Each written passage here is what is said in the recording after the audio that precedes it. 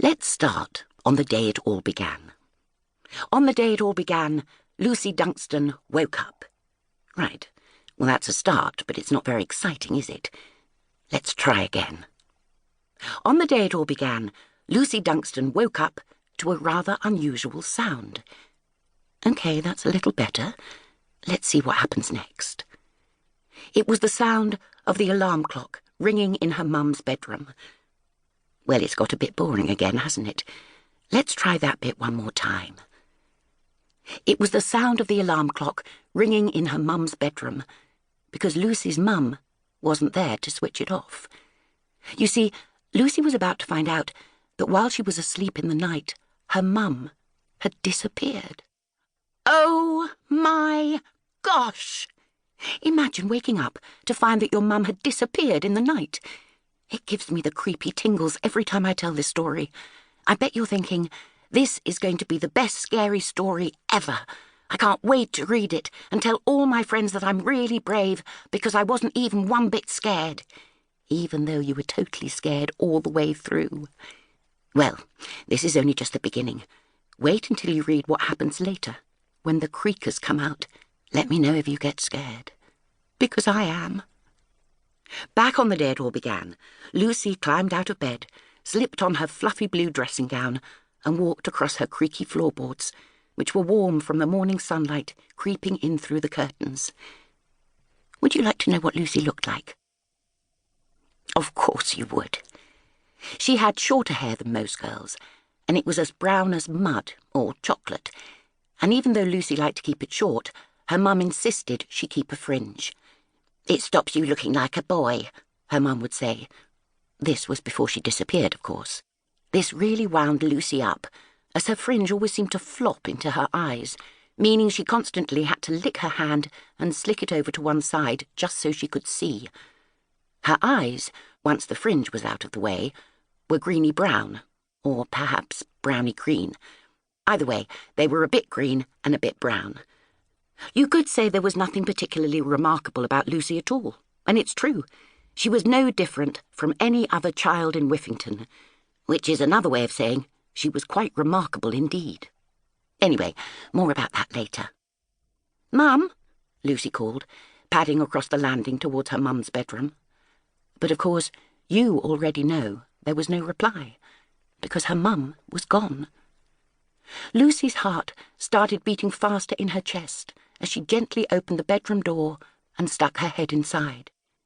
Mrs. Dungston's book was still on the bedside table, a bookmark poking out, with her reading glasses perched on top. Her empty cocoa cup with a yellow polka dot pattern sat beside it. Her slippers were neatly positioned on the floor. It was all as it usually was, except for the piercing ringing of the alarm clock and the spooky, empty bed. Lucy stopped the alarm clock and ran to check the bathroom. Empty bath, empty shower, empty loo, although Lucy would have been very surprised to find her mum hiding in there. She ran downstairs. Empty kitchen, empty living room, empty everywhere. "Mum! Mum!" she called, a note of panic rising in her voice, and her heart leaping like a frog in her chest. She was beginning to get an awful feeling that something terrible might have happened, and it was a feeling that Lucy already knew. You see, the really creepy thing was that this wasn't the first time it had happened to Lucy Dungston. A few months ago, her dad had vanished too. Unbelievable, right? Lucy's mum had been devastated. Must have run off with another woman.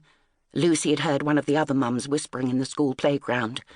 "What a cheating, rotten man," another had said, shaking her head.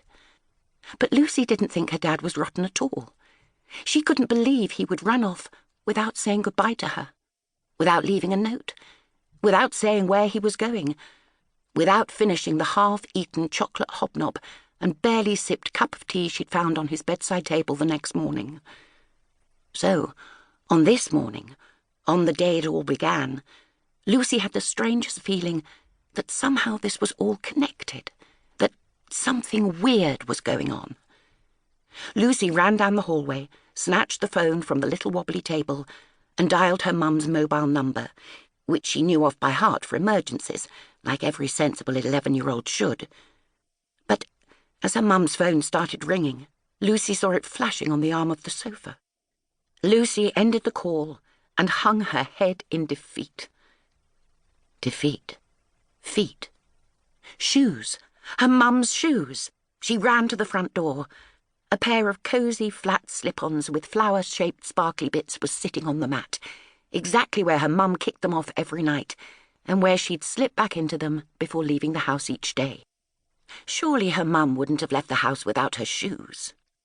Would she? Lucy's heart sank. This all seemed far too familiar. On the day her father disappeared, one of the strangest things was that his favourite chunky black boots with yellow laces, which he wore every single day, were still sitting by the front door, like he'd never left. Just like her mum's shoes.